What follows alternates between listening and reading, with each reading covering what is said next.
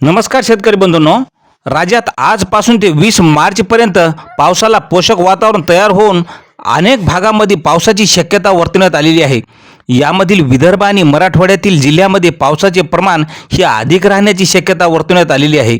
राज्यात आजपासून काही भागात पावसाचा अंदाज असून आज आणि उद्या छत्रपती संभाजीनगर, जालना, हिंगोली, बीड, अहिल्यानगर, पुणे, सातारा, कोल्हापूर, सांगली तसेच सोलापूर, धाराशिव, लातूर, नांदेड, परभणी, यवतमाळ, चंद्रपूर, गडचिरोली, भंडारा आणि गोंदिया या जिल्ह्यात विजा आणि ढगाच्या गडगडाटासह मध्यम तर काही ठिकाणी हलक्या स्वरूपाच्या पावसाचा अंदाज हवामान खात्याने वर्तवलेला आहे.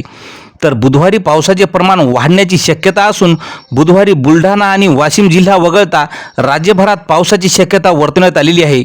यामधील नंदुरबार, धुळे, जळगाव, छत्रपती संभाजीनगर, जालना, नाशिक, पालघर, ठाणे, मुंबई, सिंधुदुर्ग आणि कोल्हापूर जिल्ह्यात ठिकठिकाणी पावसाचा अंदाज आहे. तर विदर्भातील भंडारा, गोंदिया, चंद्रपूर, गडचिरोली, वर्धा, अमरावती, यवतमाळ आणि अकोला जिल्ह्यात तसेच मराठवाड्यातील परभणी, नांदेड, हिंगोली, लातूर, बीड, धाराशिव, सोलापूर, सांगली, सातारा, पुणे, अहिल्यानगर, रायगड आणि रत्नागिरी या जिल्ह्यात ठिकठिकाणी वादळी पावसाचा अंदाज हवामान खात्याने वर्तवलेला असून गुरुवारी आणि शुक्रवारी संपूर्ण महाराष्ट्रातील रात्रीला मध्यरात्रीपर्यंत पावसाचा जोर हा कायम राहील अशी शक्यता भारतीय हवामानशास्त्र विभागाने वर्तवलेली आहे. मित्रांनो, अशाच माहितीसाठी चॅनलला सबस्क्राईब करा. धन्यवाद.